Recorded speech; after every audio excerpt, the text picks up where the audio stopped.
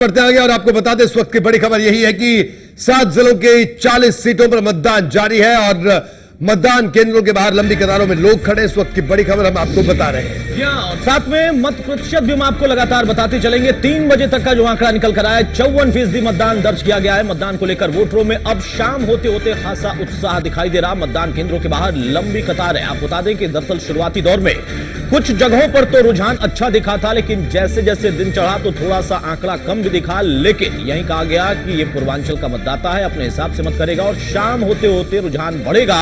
वैसा ही नजारा दिख रहा और शाम होते होते अभी देखिए 54% मतदान जो कि 3 बजे तक का आंकड़ा है वो इस वक्त मत प्रतिशत के तौर पर निकला है। और फिलहाल लंबी कतारें अलग अलग मतदान केंद्रों पर हैं। बूथों पर इस वक्त लंबी कतार लगी है। महिलाएं, पुरुष, युवा सभी इस वक्त अपनी हिस्सेदारी निभा रहे हैं। तो बड़ी खबर, उत्तर प्रदेश में 7वें चरण का रण अब आखिरी दौर में।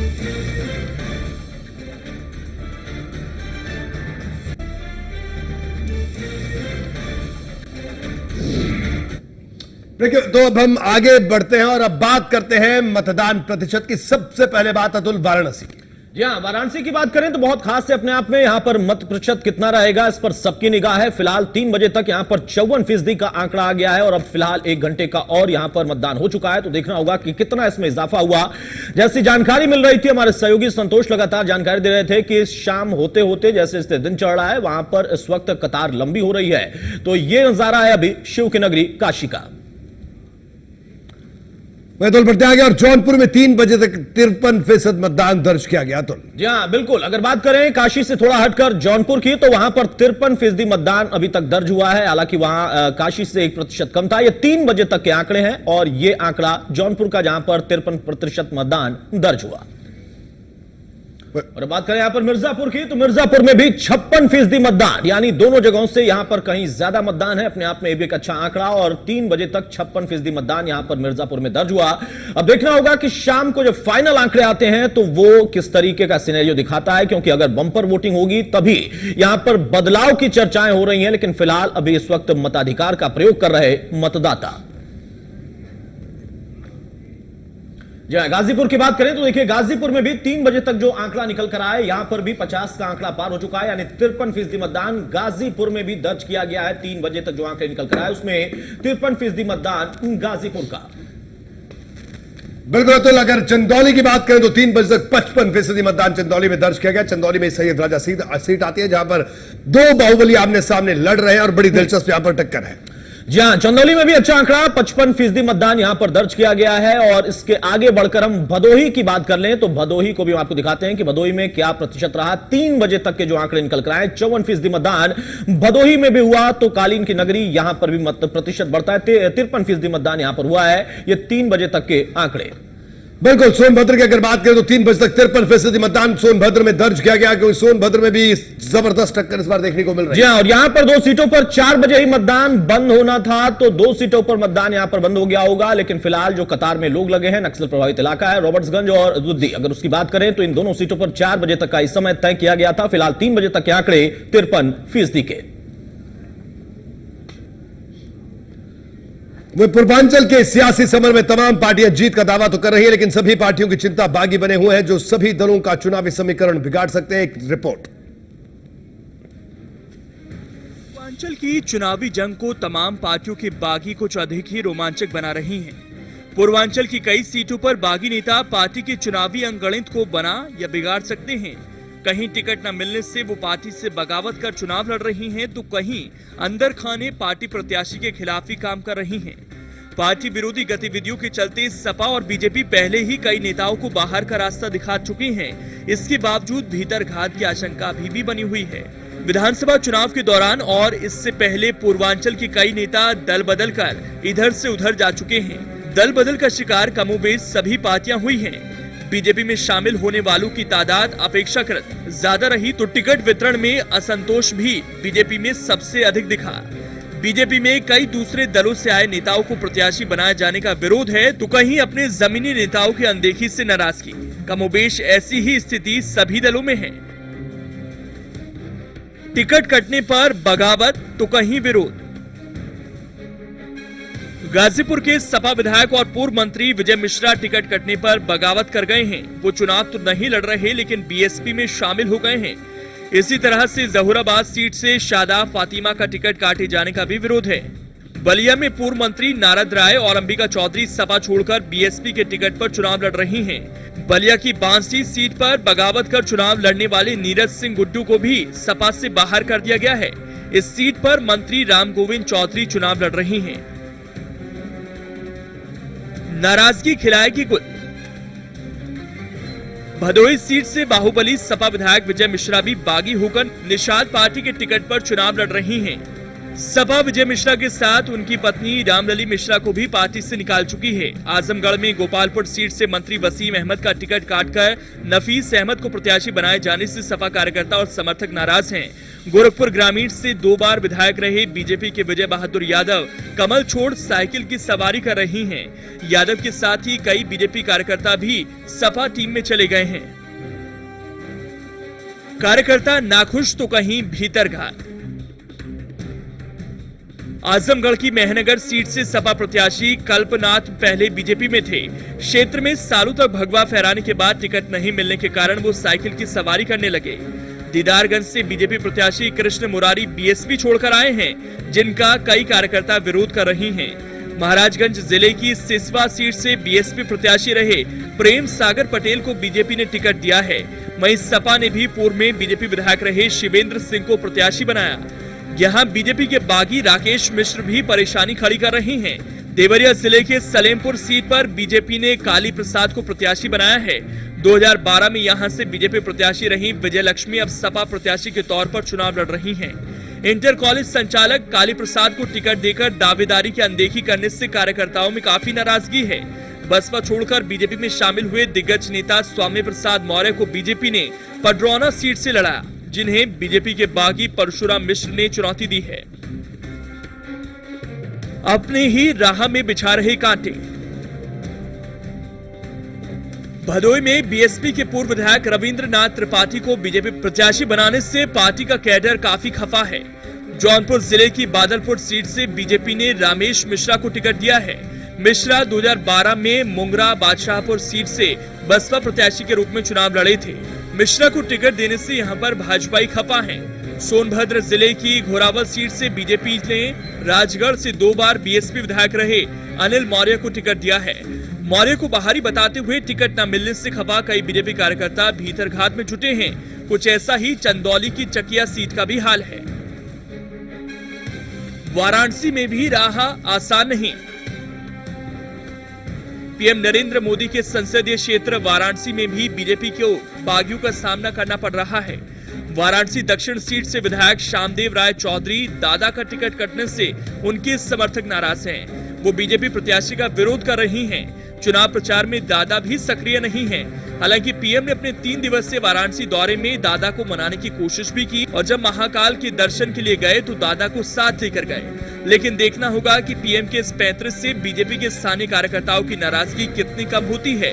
रोहनिया सीट से बीजेपी अपना दल के संयुक्त प्रत्याशी सुरेंद्र नारायण सिंह के लिए केंद्रीय मंत्री अनुप्रिया पटेल की मां कृष्णा पटेल मुसीबत बनी हुई हैं।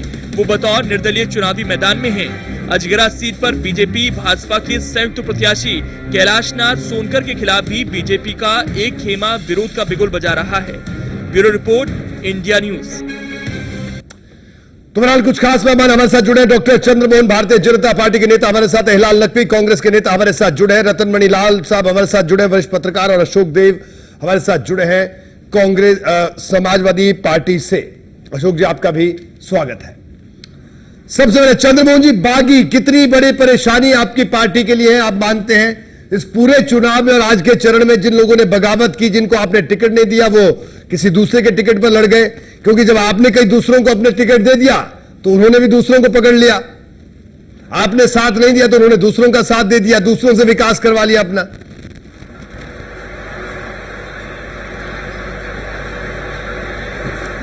रोहित जी, जो लोग भी भारतीय जनता पार्टी जी, चलिए, शायद कुछ तकनीकी खामी, आवाज अभी नहीं आ रही है, एक बार फिर से हम कोशिश करेंगे यहां पर सुनने की। चलिए, तो चंद्रमोहन जी अपनी बात रख रहे थे और बागियों को लेकर यहां पर सवाल किया गया है कि बागी असल में क्या गणित बिगाड़ सकते हैं। तो ये बहुत दिलचस्प होगा देखना सीधे तौर पर, इस पर हम चर्चा आगे भी लगातार करेंगे। अब ये तमाम अलग अलग बागी अलग अलग जगहों के। जी चंद्रमोहन जी अपनी बात पूरी करें। देखिए रोहित जी, भारतीय जनता पार्टी में एक अनुशासित पार्टी है, कैडर पार्टी है, वैचारिक पार्टी है। हमारे यहाँ जो भी कुछ है पार्टी के साथ चलने पर ही होता है। पार्टी के बाहर जाने पर, पार्टी की संसद को तोड़ने पर कोई नहीं प्रभाव डाल पाता है। आप बहुत सारे उदाहरण, बहुत बड़े भी उदाहरण है, बहुत सारे उदाहरण है, बहुत बड़े भी उदाहरण है, बहुत छोटे भी उदाहरण है कि जो भारतीय जनता पार्टी छोड़ के गए और वो जो है उनको जनता ने स्वीकार नहीं किया। तो भारतीय जनता पार्टी के लिए बागी कोई समस्या नहीं है, क्योंकि आज जो मतदान हो रहा है और जो उत्तर प्रदेश में बदलाव के लिए, क्योंकि भारतीय जनता पार्टी के कार्यकर्ता उत्तर प्रदेश में बदलाव के संकल्प को लेकर काम कर रहे हैं लगातार, और इस संकल्प को पूरा करने के लिए इसका कैंडिडेट कहीं कोई विषय नहीं है पूरी पार्टी के लिए। और कोई व्यक्ति अगर कैंडिडेट की बात करता है तो उसको कोई दूसरा व्यक्ति, दूसरा कार्यकर्ता स्वीकार नहीं करता है। मैं खुद एक जिले का इंचार्ज भी हूं, इंचार्ज के नाते मैंने काम किया, एक जिले का रहने वाला हूं। जिन लोगों ने भी पार्टी कैंडिडेट के बारे में कुछ भी सोचा, समझा, समझने की कोशिश की, कार्यकर्ताओं ने उनको निराश किया, उनको कहा कि आप अपना काम कीजिए, हम अपना काम कर रहे हैं, हम पार्टी के साथ जुड़े हुए हैं, क्योंकि यहाँ व्यक्तियों के साथ जुड़ाव नहीं है, या पार्टी के साथ जुड़ाव है। यहाँ सबका साथ सबका विकास है, आइडियोलॉजी के साथ जुड़ाव है। इसलिए पार्टी के बागी कोई पार्टी का नुकसान करेंगे, हमको कतई ऐसा नहीं लग रहा है, ना कोई फील हुआ, कहीं पर ऐसी कोई संभावना हमको नहीं दिखी। जो लोग गए हैं दूसरी जगह जाकर चुनाव लड़ रहे हैं, वो उनको स्वतंत्र है, वो गए हैं, उनका निर्णय। अशोक जी के पास आएंगे। अशोक जी, आपके लिए कितनी बड़ी परेशानी आप बात है बागियों को? इनमें भी मैंने शिवपाल जी का जिक्र नहीं किया है। देखिए, समाजवादी पार्टी में बागियों कोई मतलब नहीं है। जैसा कि अभी भारतीय जनता पार्टी के साथी बता रहे थे, तो देखिए समाजवादी पार्टी में हमने एक सर्वे के तहत सर्वे करा करके हमने अपने कैंडिडेट जो है घोषित किए थे। ये गायत्री प्रजापति जी कौन से सर्वे में अव्वल आए थे, ये भी बता देंगे तो अच्छा रहेगा। जो बाहर से आए थे, हालांकि वो बाहर जो है,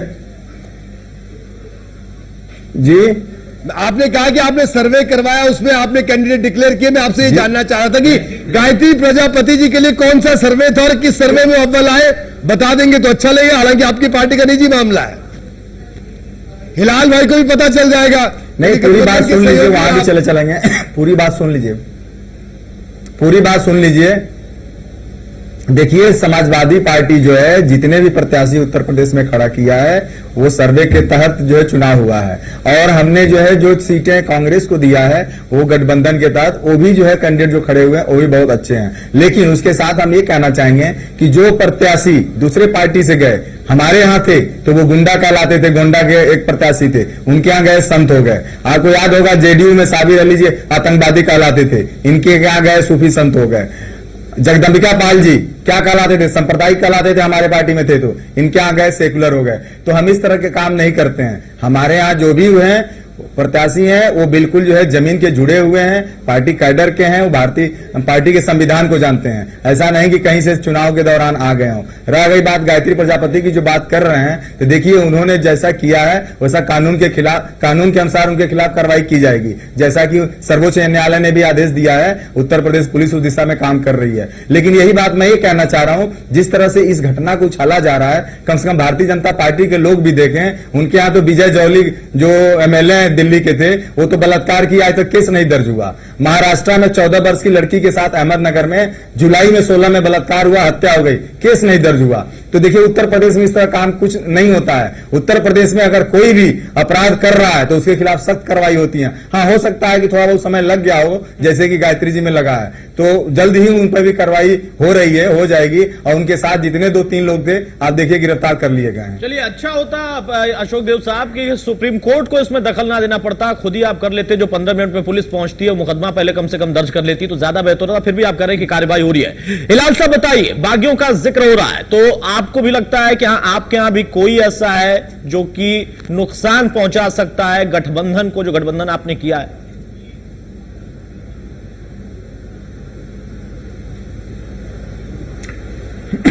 देखिए, ये जो बागियों की समस्या है रोहित जी, ये अलग अलग पार्टियों में अलग अलग तरह से है। आप सारे पार्टियों के बागियों को एक डंडे से नहीं हार सकते। हम सब लोग बहुत अच्छी तरह से जानते हैं कि भारतीय जनता पार्टी की अगर आप बात करते हैं तो उनके पास विजिबिलिटी है। जो जीत रहा है उसको उन्होंने टिकट दिया है। निश्चित रूप से उनके पास अवेलेबिलिटी जो है वो कम थी, जिसकी वजह से बाहर के लोगों को उन्होंने अपने यहां जगह दी है। तो उनके अलग कंडीशन है, इसलिए उनके यहां की बागियों के होने की बात बिल्कुल अलग है। ठीक है। समाजवादी पार्टी के जहां तक प्रश्न उठता है तो समाजवादी पार्टी में जिन लोगों को टिकट नहीं दिया गया वो लोग छोड़ करके चले गए, तो उनके यहां की बागियों की समस्या अलग है। कांग्रेस के अंदर बागियों की समस्या वो भी अपने आप में इतर है कि जो लोग भी हाशिए पे आ गए थे, जिन लोगों को लगता था कि ये पार्टी के लिए काम नहीं कर रहे हैं, निश्चित रूप से उन्होंने भी पार्टी को छोड़ा है और इस वजह से गए। दूसरी एक महत्वपूर्ण बात यह है कि हम सबके लिए कहेंगे, भारतीय जनता पार्टी हो, चाहे समाजवादी पार्टी हो, चाहे वो कांग्रेस की बात कर ले, कि जितने भी बागी गए वो सारे के सारे अकेले गए हैं। तो कहीं ना कहीं अब जो प्रदेश की जनता है या जो लोग भी पार्टी के अंदर काम करने वाले लोग हैं, वो इस चीज को पसंद नहीं करते हैं कि आप जो है वो पार्टी छोड़ के जा रहे हैं। पहले आप देखते थे पार्टी छोड़ के जाते थे, लाइन से लोग वहां से चले जाते थे। हिलाल साहब, मैं रोकिएगा, आपको माफी चाहूंगा, लेकिन मैं ये सवाल पूछना चाहता हूं कि कांग्रेस को ऐसा क्या लगा, क्यों इतनी मजबूरी महसूस हुई कि एक बागी के साथ आपने गठबंधन कर लिया? क्योंकि साधना गुप्ता ने कहा है कि अखिलेश बागी हो गए।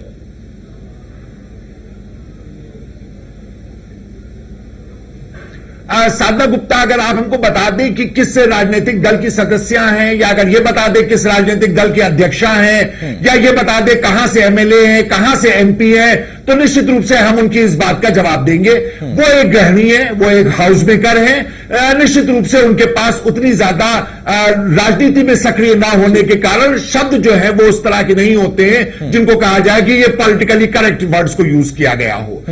बागी वो होता है जो पार्टी छोड़ के जाता है, जो पार्टी का राष्ट्रीय अध्यक्ष है उसी को बागी कह दिया जाए, तो निश्चित रूप से उनके पास जो है वो, जैसे हमने पहले ही कहा, कि वो जो राजनीतिक शब्दावली है वो नहीं है, क्योंकि वो एक होम मेकर है। बाकी अगर आप इनका बता दें कि वो किसी राजनीतिक दल के अध्यक्षा हो या किसी राजनीतिक दल से वो किसी हाउस के मेंबर हो, तो निश्चित रूप से उसके ऊपर जवाब बनता है। ठीक है, बिल्कुल सही आपने कहा, लेकिन हाँ, इतना जरूर है कि वो उस परिवार से आती है जिस परिवार में कोई भी कभी भी चुनाव लड़ सकता है, किसी को कभी भी लाल बत्ती मिल सकती है। 25 लोग कभी सीधी राजनीति में आ गए, 25 कब आ जाए कोई नहीं जानता, आप भी नहीं जानते लाल भाई।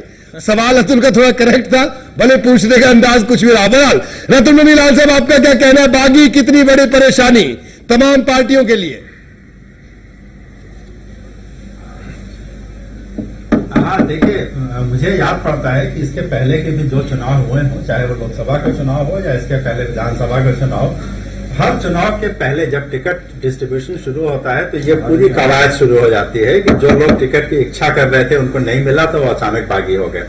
लेकिन मैंने ऐसा देखा है कि पिछले 2-3 चुनाव में जो लोग भी बागी हुए हैं उसमें एक तो ये कि वो उनका अकेले का निर्णय होता है, पार्टी का नहीं। तो 1 या 2 लोग पार्टी छोड़ के किसी दूसरी पार्टी में जाते हैं, जैसा कि इस बार बहुत बड़ी संख्या में एक पार्टी से लोगों ने छोड़ा और एक पार्टी में गए। लेकिन पार्टी में जब तक टूट नहीं होती तब तक इस तरह के बागियों का अलग जो भविष्य होगा वो बहुत ज्यादा, मैं समझता हूं कि सर्टेन नहीं होता। क्योंकि मुझे फिर कई उदाहरण ऐसे याद आते हैं कि जो लोग बागी होकर किसी दूसरे पार्टी की टिकट पे चुनाव लड़ते हैं, उसमें उनकी जो सक्सेस रेट है, उनका सफल होने की जो रेट है वो बहुत हाई नहीं होती, क्योंकि वो लोग अपना बैगेज लेके आते हैं। जिस पार्टी को छोड़ के आए थे वहां पे उन्होंने जो कुछ भी कमाया था, वो चाहे वो नाम हो चाहे वो बदनामी हो, वो जब दूसरी पार्टी में जाते हैं तो उसका कहीं ना कहीं खामियाजा उन्हें भुगतना पड़ता ही है। तो चूंकि ऐसे लोगों को जो एन मौके पे पार्टी छोड़ के दूसरी पार्टी में जाते हैं, उनका इंटेंशन बहुत साफ होता है कि वो किसी न किसी तरह से भी चुनाव जीतना चाहते हैं। तो ठीक है, अगर इस इरादे से कोई पार्टी छोड़ के दूसरी पार्टी में जाता है और चुनाव जीत जाता है, तो आप समझ लीजिए कि उनकी राजनीतिक प्रतिबद्धता पे फिर कोई कुछ नहीं कह सकता। एक छोटा सवाल चंद्रमोहन जी, अशोक जी और हिलाल जी। चंद्रमोहन जी, आपसे शुरुआत करूंगा, फिर एक ब्रेक के लिए रुकना है, फिर हम अगली चर्चा पर आएंगे। सवाल चंद्रमोहन जी, ये आपकी पार्टी कार्यकर्ता आधारित संगठन है, लेकिन जब सालों से काम कर रहे कार्यकर्ताओं को टिकट नहीं मिला, क्योंकि अब तो आज चुनाव खत्म है, बस 1 घंटा, करीब 1 घंटे के से भी कम का वक्त बच गया है, तो आपको नहीं लगता कि वो कार्यकर्ता जो आपके विचार परिवार से है, सालों से आपके संगठन के लिए काम करते हैं, और जब चुनाव का वक्त आया आपने उनको दरकिनार किया, किसी दूसरे को टिकट दिया, तो ऐसा नहीं लगता कि जो जिस जी जान से कार्यकर्ता काम करता है या वो शख्स काम करता है, वो उसके उस एफर्ट में कमी आएगी? चंद्रमोहन जी,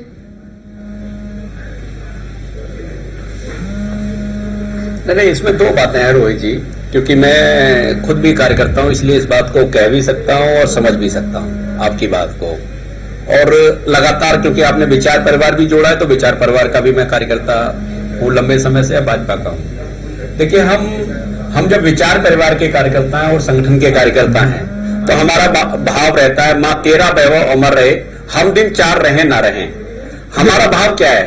मेरा भाव ये नहीं है कि मैं विधायक बनूं। राजनीति है तो ये महत्वाकांक्षा हो सकती है कि मेरे को मैं भी विधायक बन सकता हूं, लेकिन मैं ही विधायक बनूं, ये जो है संगठन के साथ में ईमानदारी पूर्वक व्यवहार नहीं है, विचारधारा के साथ में ये ईमानदारी पूर्वक व्यवहार नहीं है। जब हमने विचारधारा को पहले माना है, विचारधारा को प्रमुखता दी है और छाती ठोक के कहा है कि हम कार्यकर्ता हैं, हम कार्यकर्ता हैं, कार्यकर्ता हैं, तो हमको नेतृत्व के द्वारा लिए गए निर्णय के साथ में बंध के रहना है, उसके साथ काम करना है। हमको अपने नेतृत्व पर अटूट विश्वास रखना है। मैं जिस विधानसभा से आता हूं, उस विधानसभा में पार्टी ने बीएसपी से आए हुए व्यक्ति को टिकट दिया, हमने उनको शुभकामनाएं दी, आशीर्वाद दी और उनको चुनाव लड़ाया, क्योंकि हमारे मन में इच्छा यह है कि मेरे क्षेत्र में भारतीय जनता पार्टी जीते, मेरे जिले में भारतीय जनता पार्टी जीते, मां तेरा वैभव अमर रहे, हम दिन 4 रहे। दीनदयाल उपाध्याय जी का विचार अमर रहे, चंद्रमोहन रहे ना रहे, चंद्रमोहन विधायक बने ना बने, हमारा स्पष्ट मत है इसमें। कहीं ठीक है चंद्रमोहन जी, हिलाल भाई आपके पास आऊंगा। हिलाल लक्ष्मी साहब आपसे जानना चाहेंगे। एक और बात कहूंगा रोहित जी 1 सेकंड और लूंगा। जी रोहित जी जी पूरी करें अपनी बात। रोहित जी मैं 1 सेकंड और ले रहा हूं आपको। देखिए रोहित जी, रोहित जी, जो मैं जानता हूं, जैसे हर विधानसभा में जो कार्यकर्ता हैं उनका एक नंबर होता है, 300, 350, 400, 500, ऐसे कार्यकर्ता हैं जिनको हम दायित्ववान मान सकते हैं, कार्यकर्ता मान सकते हैं। उनकी इच्छा यही रहती है कि पार्टी जीते। उनके साथ में ये बात नहीं होती है बहुतायत में कि अमुक व्यक्ति चुनाव लड़े, अमुक न लड़े। उनके मन में एक ही सपना होता है, मेरे क्षेत्र में पार्टी जीते, मेरी पार्टी जीते, मेरी पार्टी की जय हो, ये उनके मन में सपना होता है। मैं आपको अभी कैमरे में नहीं बता सकता, लेकिन मैं ये जोर देके कहूंगा कि जब भी कोई इस बात को इसको तोड़ने की कोशिश करता है, तो वही कार्यकर्ता उसको बताता है कि आप गलत कर रहे हो, हम आपके साथ नहीं हैं। बहुत सारे निर्णय उनको हम देख सकते हैं। ठीक है, बहरहाल हिलाल लक्ष्मी साहब, एक सवाल आपसे भी, कि आपको नहीं लगता कि कांग्रेस में कई मंथन होंगे? ये सवाल मैं आज इससे पूछ रहा हूं, बड़ा आइडियलिस्टिक सा सवाल है, लेकिन जानना जरूर चाहेंगे, क्योंकि आज मतदान खत्म हो रहा है, यानी चुनाव एक तरह से खत्म, 11 तारीख को नतीजे आ जाएंगे, कि जो कांग्रेस किसी वक्त सूबे की सत्ता में सिरमौर हुआ करती थी, ठीक है आज आप गठबंधन का सहारा लेना पड़ा, ठीक है, लेकिन आज भी जो अगर हम मेन स्ट्रीम की राजनीति की बात करें, चाहे सपा की बात करें, बीजेपी की बात करें या बीएसपी की बात करें, कई नेता हैं जो कांग्रेस से टूटकर इन पार्टियों में गए। आखिरकार क्यों आप अपने नेताओं को पकड़कर क्यों नहीं रख सके, क्यों उनको रिटेन नहीं कर सके?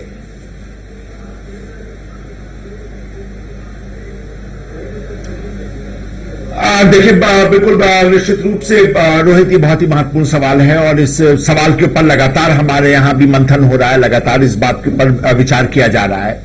देखिए, इसके अंदर 2 चीजें होती हैं रोहित जी। पहली बात ये होती है कि जो हर दल में पाए जाते हैं कुछ अपॉर्चुनिस्ट लोग होते हैं, उनको ये दिखाई देता है कि इस वक्त अगर कोई दल जो है वो सत्ता में नहीं आ रहा है, दूसरा दल सत्ता में आ रहा है, तो वो एक दल को छोड़ के दूसरे दल में, दूसरे दल को छोड़ के तीसरे दल में, और सारे दलों का भ्रमण करके आते हैं। तो ये तो उनकी अपनी प्रवृत्ति है। लेकिन कांग्रेस के अंदर की अगर हम बात करें तो निश्चित रूप से हमारे यहां से कोई भी नेता अगर छोड़ करके जाता है तो उसका हमको कष्ट निश्चित रूप से होता है।